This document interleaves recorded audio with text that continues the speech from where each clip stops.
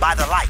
This is the Hamilton Corner on American Family Radio and Urban Family Talk. It should be uncomfortable for a believer to live as a hypocrite. Delivering people out of the bondage of mainstream media and the philosophies of this world. God has called you and me to be his ambassadors, even in this dark moment. Let's not miss our moment. And now, the Hamilton Corner.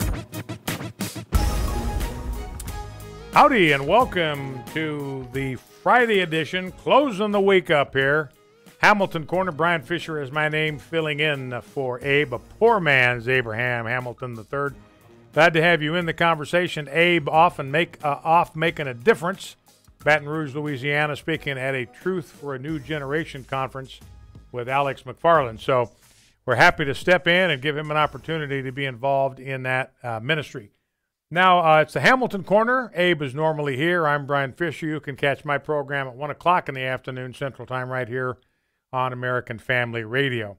Well, let's just kind of jump right into what we want to do tonight. I want to begin by talking a little bit from the Scriptures as we begin the program. My reading has taken me right now to the second half of the book of Jeremiah. And in chapter 26, the Lord tells Jeremiah, look, what I want you to do is stand in the court of the Lord's house. That would be the temple. There would be an outer court. There would be an inner court where the Holy of Holies was, and only the priests could go in there. But the outer court, everybody could go there. And I want you to stand in the court of the Lord's house, the Lord says to Jeremiah, and I want you to speak to the cities of Judah that come to worship in the house of the Lord all the words that I command you to speak to them. Do not hold back a word. Now it may be, God says, that they will listen, everyone turn from his evil way, and I may relent of the disaster that I intend to do them because of their evil deeds. You shall say to them, thus says the Lord, if you will not listen to me, to walk in my law that I have set before you, and to listen to the words of my servants the prophets, whom I sent to you urgently, though you have not listened, then I will make this house like Shiloh, and I will make this city a curse for all the nations of the earth. So the people didn't like what they heard from Jeremiah, so they laid hold of him, saying, you shall die. They were so ticked off at the word of truth that Jeremiah was bringing him that they actually threatened to kill him. And the priests were involved in this. The prophets were involved in this. They were all saying, this man deserves the sentence of death because he has prophesied against the city, as you have heard with your own ears. Well, he hadn't prophesied against the city. He just told the truth. He just relayed to them the very word and the words of God. And so Jeremiah says, look, I'm just doing what God told me to do. I am just telling you what he told me to do. He told me not to hold back a single word. So if you don't like it, you don't like the word I'm bringing to you, then your issue is not with me. Your issue is with God, because my job is not to hold back a single word. And Jeremiah says, look, I'm in your hands. Do to me whatever you want. He was outnumbered, really didn't have much of a choice here. They were going to put him to death. They were going to put him to death. But he says this in verse 15, know this for certain, that if you put me to death, you will bring innocent blood, that's my blood, you will bring innocent blood upon yourselves and upon this city and its inhabitants. And so Jeremiah wound up, as a result of everything, living another day. They let him go, and he was able to live another day. But the people of the city did not listen to the word of God. Now, a couple of lessons here, I think, for us. Number one, just as individuals following God, I think one of the things we need to do is read the entire Word of God. You know, we like our favorite sections. We love to be in the Psalms. We like to be in the Gospel of John. We like the book of Romans. We like to be in those parts that are our favorite parts. And if you're a pastor, I mean, I know this from my experience. If you're a pastor and maybe your habit is to teach topically, there are certain passages you just soon stay away from. You come up to them, and rather than teaching the whole counsel of God, which is what Paul says he did in the Ephesian church, he our tendency is to hold back a word. We do the opposite of what God told Jeremiah to do. Do not hold back a single word. Well, those topics can be kind of uncomfortable. They're controversial. They touch on contemporary issues. They touch on highly sensitive contemporary issues. And so we decide we just as soon stay away from them. You know, and it's interesting. Paul said in Acts chapter 20, when he's talking to the Ephesian elders, he said, I did not shrink back from telling you the whole counsel of God. Now, what does it mean? I did not shrink back. That means Paul thought about it. That means Paul's impulse was to shrink back. He knew what he was about to tell them was going to be very, very unpopular. He'd been in dicey situations before, could put his life at risk. But he said, I made up my mind before God that I was going to tell you everything that God had entrusted me to impart to you. I was going to give you the whole counsel of God. I remember one time there was a couple in my church who actually moved to Iowa, and I was unapologetic as a pro-life preacher of the Word of God, had no compunction about that, no hesitation, often involved in helping pro-life legislation get through our state legislature, involved in pro-life walks and marches and all that kind of thing. And this couple who had been in my church, and they had now moved, I think, to Iowa, so they'd been around long enough to know that I was pro-life. And the situation that they ran into is that she had gotten pregnant, and pregnant with twins. They'd gone to the OB-GYN for checkups and all that, and he did the ultrasounds and the other kind of testing that they can do, and he found out that one of the two twins that she was carrying had a fatal disease. In other words, it was a disease that the child could not survive. When it was born, it would live only for a few hours, maybe a couple of days, and then it was destined to die. And the doctor was putting some pressure on her to selectively abort that twin in order, in his words, to give the second baby the maximum chance to survive. Well, this is heartrending for them, and they called me, the husband and wife together called me, and wanted to know what they should do. And I got to tell you, ladies and gentlemen, she was in tears. This was devastating to them. She's carrying a baby in her womb that she knows is barely going to survive birth. And she just wanted to know. They were actually leaning toward taking the doctor's advice. The doctor was trying to ease their pro-life concerns. Look, this child isn't going to live. You can't do any harm to this child because it's simply not going to live after it's born. And by the way, the doctor turned out to be right. The baby didn't live more than but a few hours, maybe into the second day. So anyway, they were just all busted up over this thing, and they wanted to know what to do. And the path of least resistance, the easiest path for them to take, was the path of aborting the baby. That's what the doctor wanted them to do. That's kind of what their impulses were inclining them to do to solve this problem, to get it behind them, and to move forward. And so they asked me what I thought they should do. And man, I tell you, I was torn because I could hear the anguish. I could hear the pain, everything in me. I wanted to relieve them of that burden. And so I was inclined. I mean, I was right on the edge of giving them the justification to go ahead and abort that baby because it can't live after it's born. And I was just about ready to go down that route, and something just grabbed me. I think it was the Spirit of God. It said, Bryan, you cannot do that. You can't do that because that's a baby in there. However long it lives, that's a baby. So finally, I talked to him and I said, look, here's my counsel to you. You know where I stand. You know where the Bible stands on the issue of the sanctity of life. And what I would encourage you to do is to carry this child to term and entrust its life and its future to the mercy and the grace and the power of God. But I think what you want to do as parents, God has entrusted you with this life, and I think you will regret it if you don't give this child, if you don't give this baby a chance to live, if you don't give this baby a chance at life, you will regret that for the rest of your life. And I don't want you to have to deal with this. So I think that you ought to give this baby a chance to live and see what God will do. And they finally decided to do that very thing. It was a painful decision for them. And I tell you, I wanted to shrink back from declaring to them the whole counsel of God, but I declared it to them, and they made a decision to carry that baby to term. They named the baby was born, and they told me this in a subsequent phone call. They called me to let me know how things had turned out. They'd given the baby a name. It was born. It was safely delivered. They had the opportunity, they told me, to cradle that baby. We cradled that baby in our arms. We cuddled with it. We sang to it. We prayed over the baby.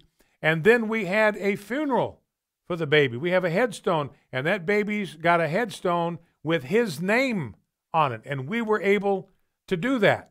And they were contrasting the way things would have gone if they decided to abort that baby. They wouldn't have been able to acknowledge the existence of that baby. They would have wanted to try to forget all about it. But they chose the path of life, and they said, we are never going to regret having made that choice. So you might be in a similar situation. I remember being out to dinner with our extended family, and my nephew was sitting across the table from me, and there was a friend that he had, a female friend, who was pregnant, and he wasn't sure what to do. And I just finally said to him, look, somebody needs to be an advocate for that baby, and you've been nominated. You are the one that has to be an advocate for that baby. And I do not know what he decided to do. But again, I just wanted to just keep my mouth shut. I didn't want to wade into a conversation where maybe I wasn't going to be welcome, but I knew that I had to declare the truth. So if you're in a situation like that, and it might be over the abortion issue, it might be about some other issue, which is very difficult, a lot of emotional components to it, be sure that you do not hold back a word.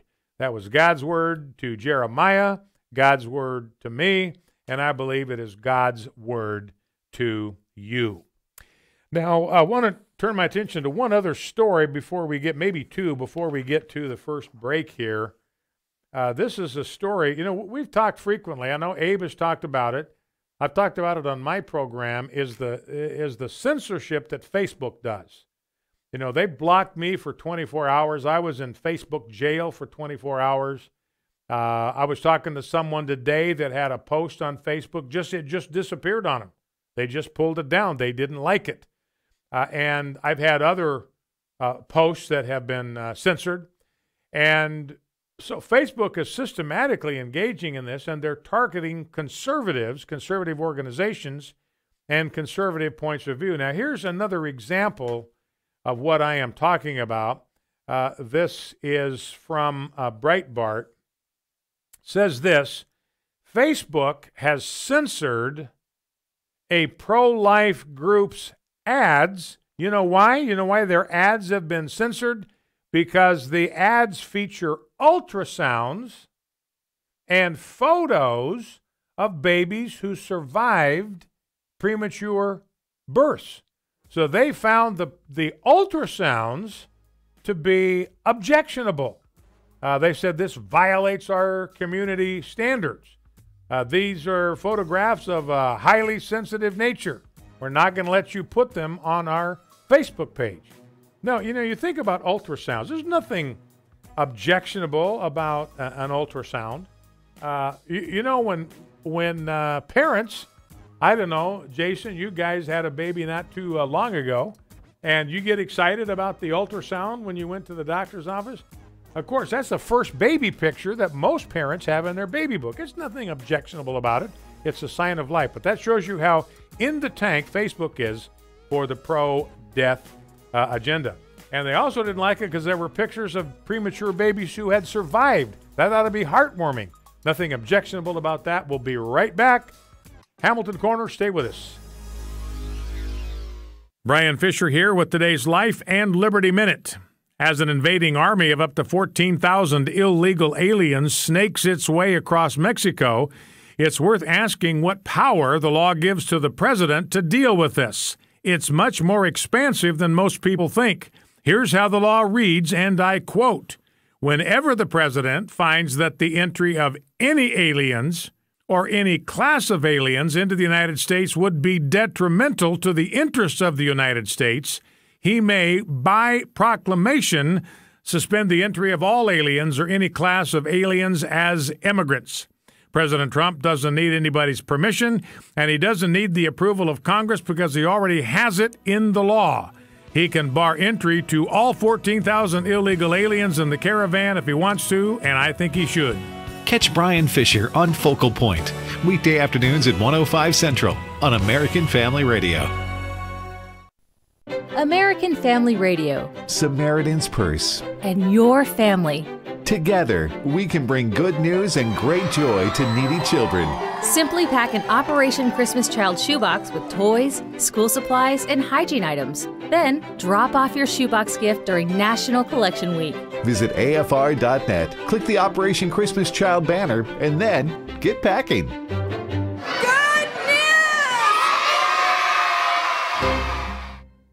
Len Ingram of Redeem Clean felt God call him to support the American Family Association. I'm a laundryman. I'm the son of a laundryman too. I love clean clothes. I love the business. I love everything about it. This project was built exclusively to support AFA and AFR. There's no strings attached.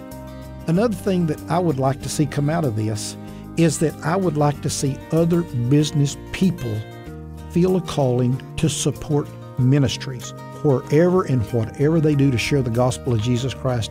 In addition to your regular AFA giving, Redeem Clean Laundry Detergent allows you to increase your support of AFA just by continuing to wash your family's clothes. For clean laundry and support of a cleaner society, it's Redeem Clean. Learn more, find options, and get Redeem Clean products at afastore.net. That's afastore.net. Shining light into the darkness. This is the Hamilton Corner on American Family Radio and Urban Family Talk. Welcome back. Bryan Fischer sitting in for the inestimable Abraham Hamilton III. He's off on assignment at a Truth for a New Generation event in Baton Rouge, Louisiana, ministering to millennials. By the way, I don't know if I said this yesterday or not, but there's a cool thing about millennials. I think I know why. The article didn't say why. I don't know if I talked about this yesterday or not, Jason. If I did, let me know that I did. But millennials as a group are single-handedly, if you can say that about a group, they're bringing down the divorce rate. Did I talk about that? You know, and I think I know why. I think they've been victims of divorce when they're growing up, and they didn't like it. I mean, it's painful. And they want something better for themselves. They want something better for their children. They don't want their children to have to go through what they went through. So that is really, really, really good news. A couple of other kind of items on the social issues front that I want to get into your mind here before we move on. We're going to talk about the bombing deal here and Cesar Sayoc in just a second. But this is a story from Sydney, Australia by Reuters. And here is the headline: Sydney's same-sex penguins become parents.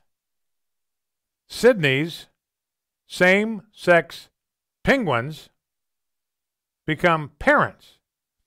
And you look at that, it kind of slides right by you, and then you stop and think about that for a second and say, wait a minute, that is biologically impossible.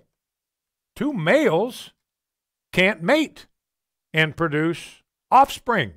Two females can't mate and produce offspring. If you're going to have a penguin egg, they're called chicks, by the way. If you're going to have a penguin egg, somewhere behind this story, there has to be a missing mother and a missing father, because it takes a man and a woman, it takes a male penguin and a female penguin to produce an egg. And we don't read anything about the genuine missing parents in this deal. But, of course, Reuters is gaga. These are same-sex parents raising this child, hatching the egg, sitting on it, isn't that tender, and all that kind of stuff. You remember that children's book, Tango Makes Three? That was actually based on a true story out of some penguins at New York Central Park Zoo who reared a chick. So anyway, the zoo people got this egg, and they stuck it where these two penguins lived, and they wound up kind of adopting it as their own. Okay, let's talk about this. Talk about this bombing. You know, they've arrested the suspect now in this bombing. He's a Native American Trump supporter by the name of Cesar Sayoc, or Cesar Sayoc. Not sure how he pronounces his name, but he is a junior. And let's talk about what we have learned about Cesar Sayoc through the course of the afternoon.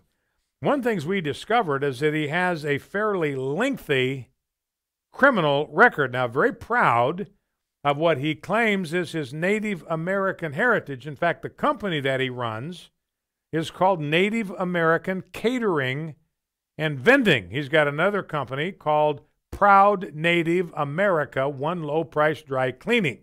Mouthful, but it's the name of his company. He's a bodybuilder. He's used steroids, was busted for selling steroids at one point, has worked in a strip club. In fact, he made his living in the early part of his adult life by dancing at homosexual strip clubs, apparently. Kind of a bodybuilder type and kind of proud of his physique and all of that business. So that's the one who has turned out to be the suspected mail bomber in this whole fracas. Now, as you're aware, none of them were wired to explode. None of them were in danger of exploding. There was no triggers on any of them, so nobody was actually in any kind of danger. And, you know, I don't know if you noticed this. I was struck by the fact that none of these people that evidently were targets of this guy showed any signs of fear. Did you observe that? None of them ever were afraid. None of them ever talked about how afraid they were. They didn't go into hiding. They didn't leave town. They didn't shelter in place. They just came out and were just kind of teed off. So I don't know if maybe the word got out that these bombs are actually, they're not detonatable or whatever. I mean, they had some stuff that could explode, but there was nothing to detonate them. No trigger to them. So anyway, they really weren't frightened, you know, and the FBI saying the only reason to do this would be to scare people. Well, it didn't work because nobody was even scared. But, of course, the media is going to make a huge deal out of the fact that this guy was a Trump supporter. That's all we are going to hear. They were blaming Trump's rhetoric before this thing even happened. They were blaming his rhetoric. And then when these bombs started showing up in people's mailboxes, they blamed Trump for that. It's his rhetoric. It's incendiary. It's violent. And this is what happened. Now, I want to play clip number R2, Jason. This is Nancy Pelosi back in the day. Not that far back. This goes back, I think, to 2000 and maybe 16, maybe 2015, when, remember that shooting that occurred when the Republicans were practicing for the congressional baseball game. Once a year, the Republicans play the Democrats in a fundraiser at the same stadium that the Nationals use, and they were practicing for that, getting ready for that game. And this guy, who was a hardcore leftist, showed up at the field with a sniper rifle and started picking people off. Shot Steve Scalise, a Republican representative from Louisiana, right through the hip, went clean through his body, damaged internal organs on the way through, barely lived, and then just now is regaining his ability to walk. So, of course, conservatives pointed out, look, this guy's a leftist. This guy has been imbibing all of the vitriolic rhetoric of the left. And so maybe this is a guy that was unbalanced enough to be influenced by that, and they said so. Now, here's what Nancy Pelosi said at that time. Remember, similar situation. You got this very inflammatory rhetoric on the part of one political party, and somebody winds up getting shot or endangered. And now the Democrats are out there every time they can get in front of a camera. This is Trump's rhetoric. He's to blame. His rhetoric is uncivil. This is what happens. We've got to dial it back and all that kind of stuff. But here is what Nancy Pelosi said when it was a Democrat that had done the dirty deed. And I think that the comments made by my Republican colleagues are outrageous, beneath the dignity of the job that they hold, beneath the dignity of the respect that we would like Congress to command. How dare they say such a thing? How dare they?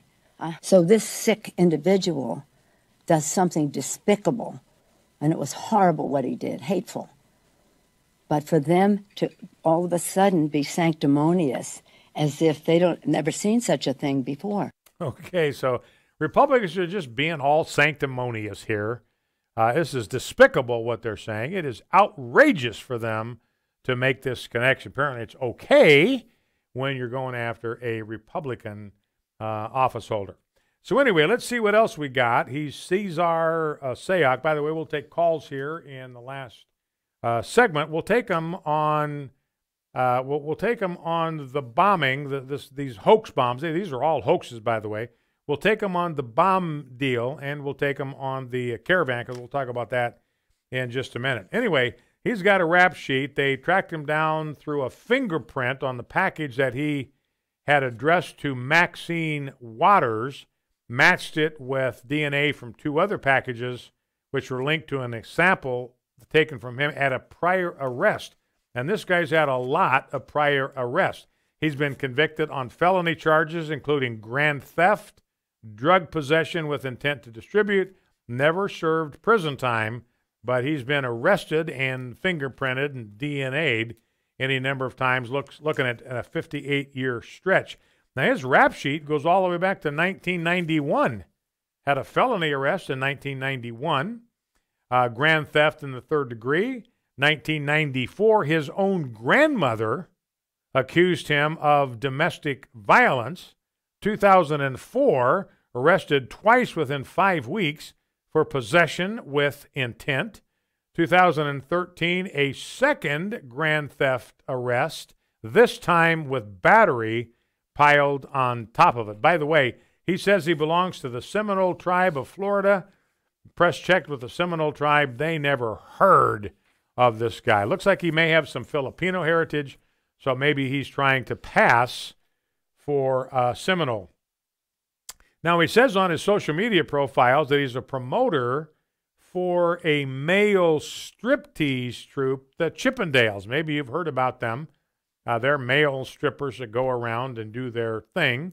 And he was listed on his social media profiles as a promoter for them. And he did some of that kind of dancing when he was younger, not hireable now at his age, 56 years old. He'd been living in his van because his parents had kicked him out of their house. So he's been living out of his van, lost his own home in 2009 when it got foreclosed on. So that is the guy that's responsible. So obviously not a stable guy, been in trouble with the law repeatedly, repeated felony arrests. Guy's not a good actor. Had some steroid issues in the past. Those things actually can mess with your head if you take too much of them. But he sent 14 of these bombs. His this guy named Tony Valentine, who was an Ohio event promoter, I think maybe promoting the Chippendale type acts and that kind of stuff, said that he was, quote, a big musclehead, end quote, who wanted to be a professional wrestler. His dream was to become a professional wrestler. This Valentine guy said he really couldn't find his niche in life, and I guess he found it now. So he was an exotic dancer, bouncer at a lot of strip clubs. Someone, a cousin described him as a loose cannon and a lost soul, didn't speak to his family, had a problem with steroids, been in strip clubs since he was 22. That was his life. Taking steroids, getting all buffed up, filed for bankruptcy in 2012. So a long string of problems in his past. So that's just information. We'll probably find out more. He's been registered as a Republican, by the way, since 2012. So this guy is a Republican. He is a big-time Trump supporter and sent these fake pipe bombs in the mail to celebrities, including, by the way, Jim Carrey and Ron Howard. Why would you go after Ron Howard? That guy was Opie back in the day. Andy Griffith Show. That's Opie. Why would you go after Opie? Even with a fake bomb. Anyway, he did that. And there isn't any way to kind of airbrush this thing. He was a Republican who sent these fake pipe bombs in the mail. But obviously not a stable guy. Obviously had a number of issues in his life. He'd made a bomb threat against Florida Power and Light back in 2002, ticked off about the size of his light bill, threatened to blow an employee's head off in that fracas and all of that business. So like somebody said, there are bad people on both sides, and apparently one of them got loose in Florida. Now, a couple of quick things. We'll take your calls. The number is 888-589-8840, 888-589-8840. This thing has completely taken the caravan issue, this illegal invading army, taken them completely out of the news. Nobody's talking about them anymore, but they're still making their way. The steam seems to have kind of gone out of the deal. They're down to 3,000 or 4,000 now. They're up at the high water mark at about 14,000. So anyway, we'll see what is going to happen with that. Donald Trump out there urging people to get out and vote, Republicans to get out and vote. A reporter embedded herself, Sarah Carter, great reporter, great journalist, embedded herself in the caravan and discovered that, yes, there were people from other nations in this caravan, just as Donald Trump had suggested. There were people from India. There were people from Bangladesh who were Muslims. Bangladesh is an absolute hotbed of Muslim jihadist activity. So there were members of the caravan that were from Bangladesh.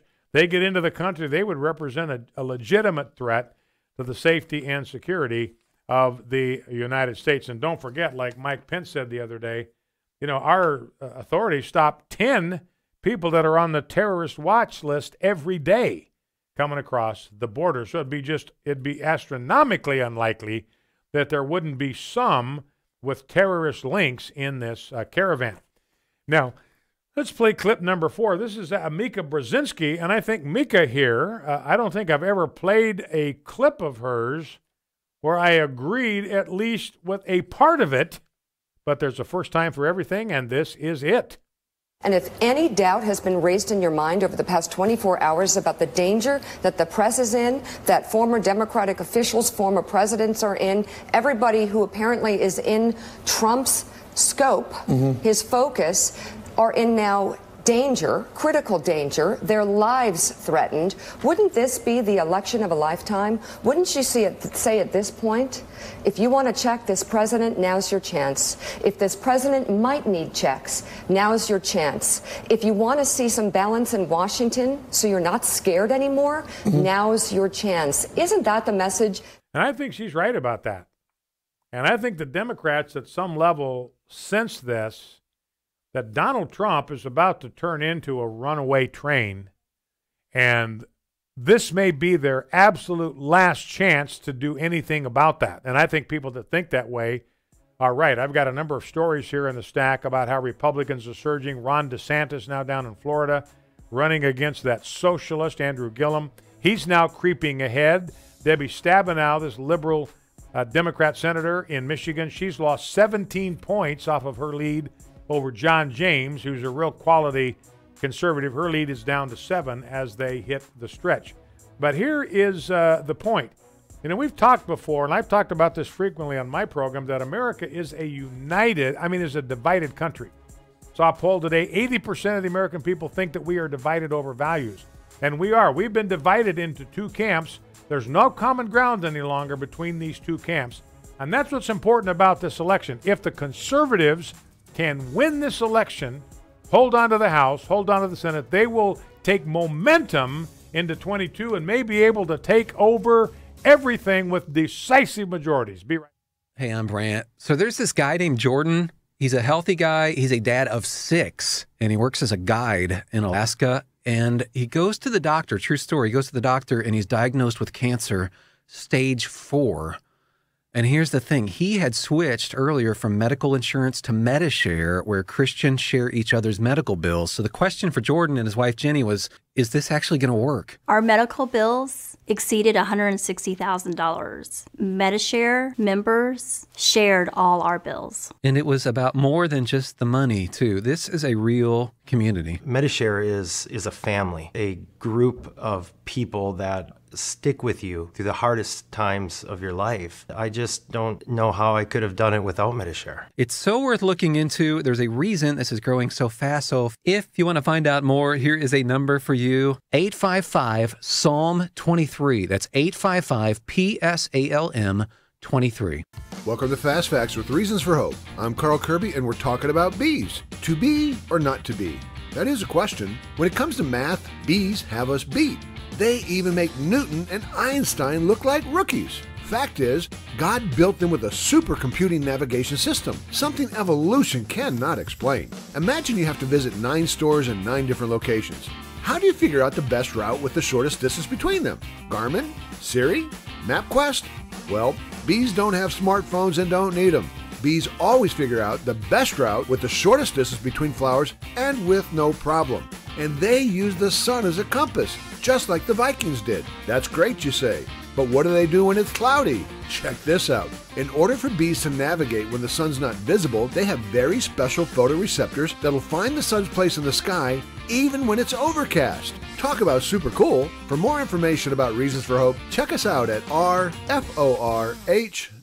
Hello, Americans. I'm Todd Starnes with news and commentary next. The request really seemed like a no-brainer. Camping World installed a giant American flag in front of its store in Statesville, North Carolina. The red, white, and blue measures 40 feet by 80 feet, visible for quite a ways off Interstate 77. But the city of Statesville has an ordinance that limits the size of flags to 25 by 40 feet. And the other day, the city council refused to grant Camping World an exemption. City leaders say they had concerns that if they allow massive American flags, it could open the door for massive flags that some might consider to be offensive. Marcus Lemonis is the chief executive officer of Camping World, and he says he really does not care what the city council decides. Mr. Lemonis says all he's asking is to be left alone so he can run his business and pay his taxes. Both patriotic endeavors worth flying a giant flag for. I'm Todd Starnes. Shining light into the darkness. This is the Hamilton Corner on American Family Radio and Urban Family Talk. Howdy and welcome back on this Friday evening. I tell you one thing. We got Hannah and Jason and I here doing this program live. And I'm telling you, this place is a mausoleum. I mean, everybody except the 3 of us has already started their weekend. But no, we're here in the salt mines, slaving away just for you, just kind of teasing. All right, let's go to the phones, talk about the caravan, we'll talk about the bomb, we'll talk about the election coming up, any of those things that you would like to talk about, let's do it. Let us begin with Mary in Kansas. The number, by the way, again, for those of you who'd like to become a part of the conversation here, number to call to join us is 888-589-8840. Give us a call at 888-589-8840. All right, Mary, what's on your mind? Talk to me.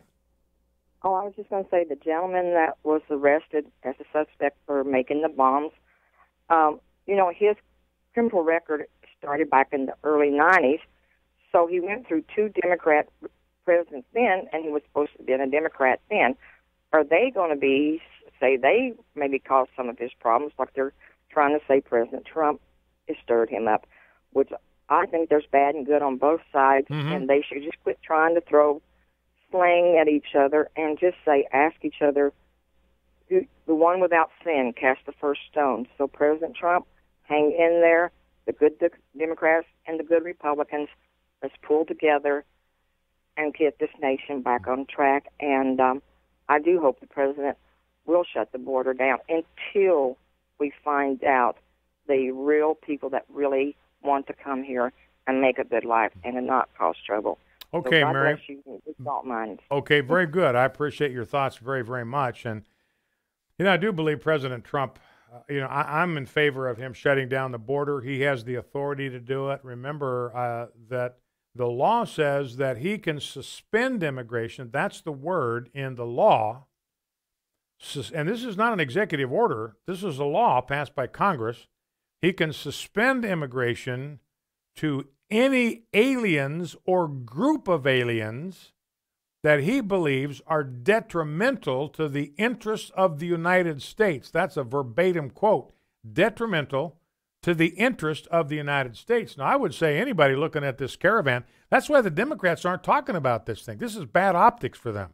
They don't want anybody looking at that caravan and connecting it with the Democrats. So they're not down with this thing because the optics are so bad. It's not good for their electoral chances. But anyway, there's nobody looks at that on either side of the aisle says, hey, this is good. Let's let 14,000 people just come, bull rushing into our country. And so this is this whole group. This is a caravan that you could suspend entry to the United States. And Trump, all he has to do is do it by proclamation. He doesn't have to get agreement from anybody. He doesn't have to take it to Congress. He doesn't have to take it to court. Doesn't have to take it to his cabinet. By proclamation, if he deems them detrimental, he can suspend them simply by proclamation. That authority is invested wholly in him. All right, let's grab a call from Tony in Arkansas. Tony, welcome. What's on your mind? Talk to me. Well, my little take on this bomber, I'm feeling like he could have been highly influenced by someone within the Democratic Party. I just don't know how he come up with all them addresses and places to send these bombs, and the bombs are not even, able to detonate them. So if you notice, they sure have quit talking a lot about the rhetoric that the Democrats are doing, and they've kind of come down and they're not doing anything here of late. And I think they've realized that they've raised so much cane and caused so much trouble that they're going to lose this election. So they've tried to turn it around and turn it back on the Republicans with all this bombing stuff. Yeah. Well, and see, that's what I thought. I was one of the ones that I immediately suspected this as somebody from the left wing being behind all this to try to discredit Donald Trump and the Republicans, make them look bad, make them look like murderers, rabid pipe bombers, and all that kind of stuff. So I was frankly surprised when it turned out to be a Republican. I said at the time, look, we don't know. We don't have enough information to know. I wouldn't be surprised if it's somebody from the left. In fact, that would be my prediction, but we just don't know. We'll have to wait to find out. Turns out, Mary's point was, look, this guy wasn't a Republican until 2012. So he'd been listening to somebody else since 1991. Maybe those are the ones that were planting these seeds in his brain. Anyway, I don't think we want to try too hard to try to shift the blame away from this guy. I mean, the blame belongs to him. Whatever people said to him, he's an adult. He knows it's not right to blow people up. It's not even right to threaten to blow people up. So he knows that. So the blame for this has got to be laid squarely at his doorstep. And what he thought he was going to accomplish by this hoax, by this fake thing, it's just hard to grapple. Even Donald Trump was out there today complaining about this thing, about this bomb thing. It's taken some of the wind out of the sails of the Republicans as they come up to this election on November 6th. All right, Tony, listen, I appreciate the call. And I'm, who knows? Those that think there's some leftist fingerprints behind this, those folks might turn out to be right too. We'll just have to wait and see. I know that they're going to get to the bottom of it. You know why they're going to get to the bottom of it?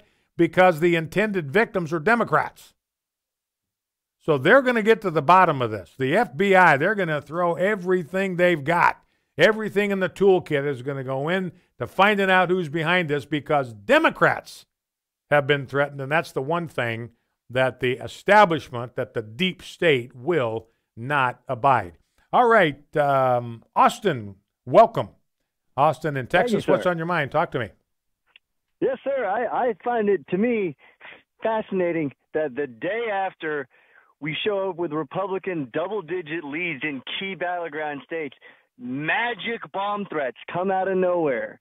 And then the weirdest part is, and this is just for any listener out there, try and mail anything to the U.S. Postal Service of substantial weight.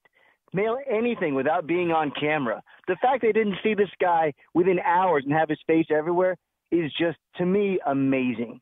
Okay, so you're indicating maybe law enforcement kind of dragging their feet in the early stages here, because they do photograph every package.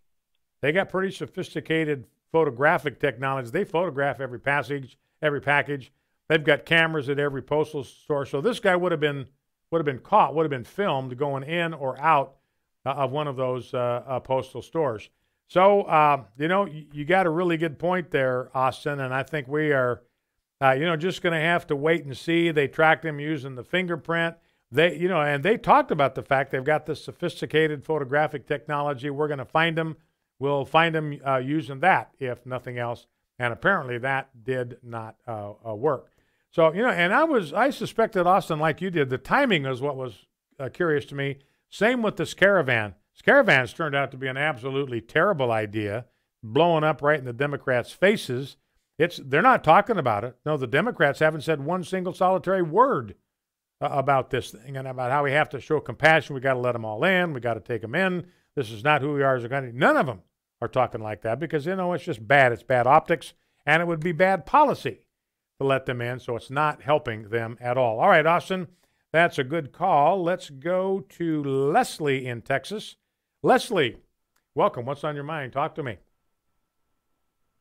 Hey, good afternoon, Brian. Thanks for taking my call. You bet. Hey, the thing I'm thinking about the caravan, one of the reasons the Democrats aren't talking about it, not only the bombs, but also because, as you expressed earlier, they're actually finding out that what President Trump said was in that caravan is in there, and they don't want that to come out. And so that's one of the reasons why they've stopped talking. And the timing of that caravan was suspicious. And the Capitol Research Center has an article out which traces back to where they think some of those organizers of that caravan might be. Yeah, and I remember reading that story, Leslie, and I think that was the work that was done there was good work. And they finger some groups that have been Hispanic activists and immigration and open borders activists for some time. And so there's some organization, there's some money behind it. You got some of those parents, they're pushing their kids in $1,000 strollers, $400 to $1,000 strollers in that caravan. Where do they get the money for something like that? Who's feeding them? Who is giving them a place to sleep? Where's the food and the water coming from?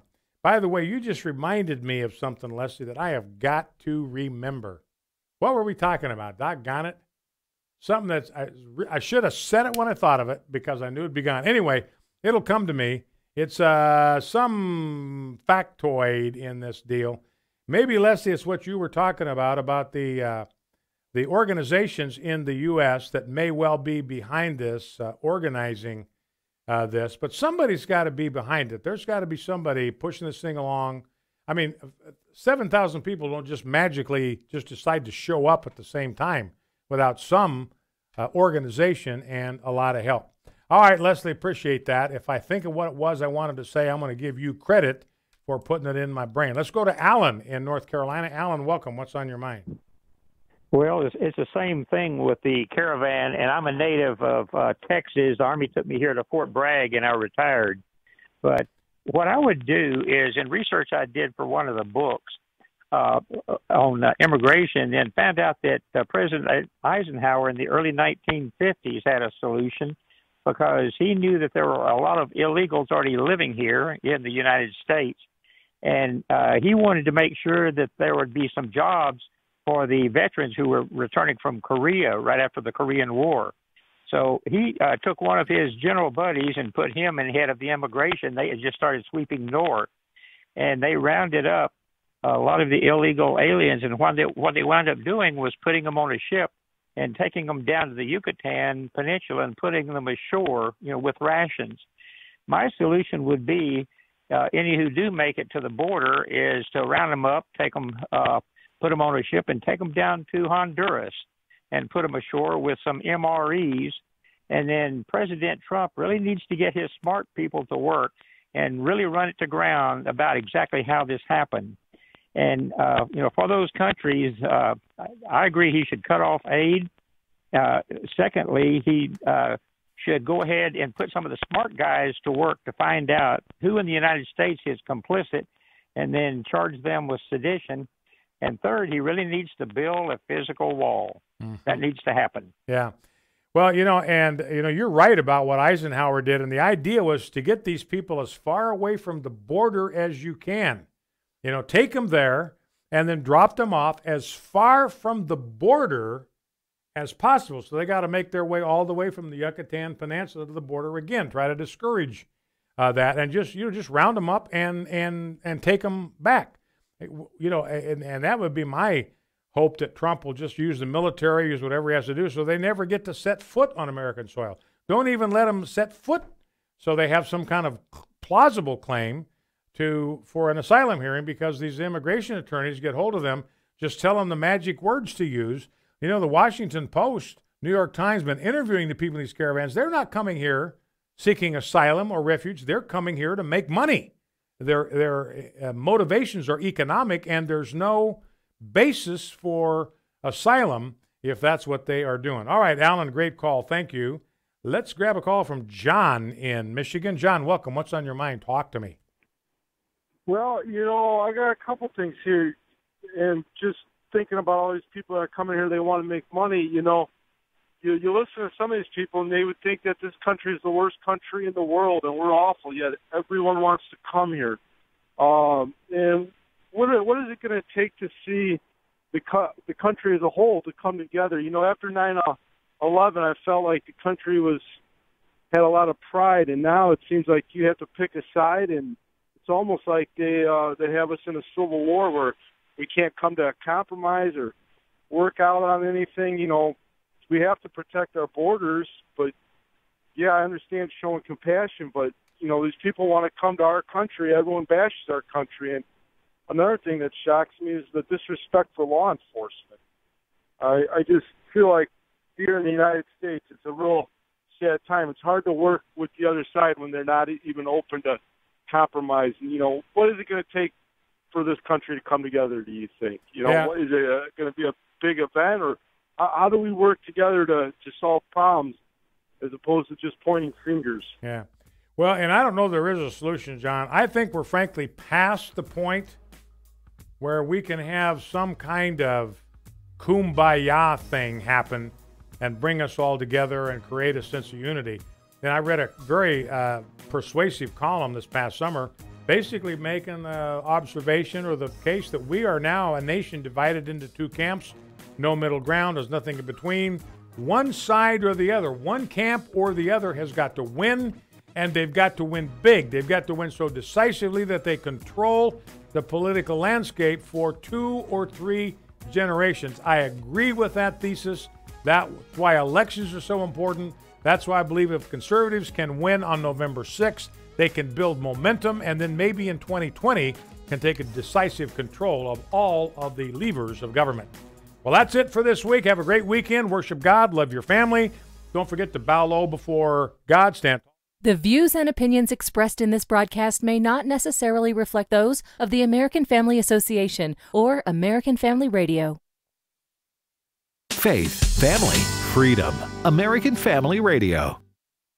As a federal or state employee, you have the opportunity to support the American Family Association through the combined federal campaign by designating a monthly payroll deduction using 12037. You help AFA continue to fight for your family.